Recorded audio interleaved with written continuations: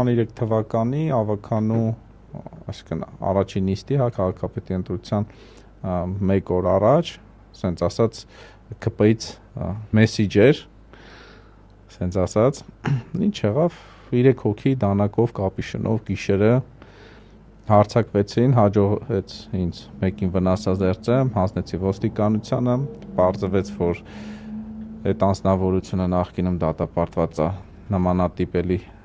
դեպքի համար, դանակահարություն եւ այլն։ Այդ մարդը 1 վայրկյան ձերբակալված չի եղել, այդ մարդը մինչև հիմա ազատության մեջ է, դեպքից անցել է 3 տարի, շուտով արդեն վաղեմության ժամկետը ընկերական գործի կլարանա եւ ըստ էության փաստացի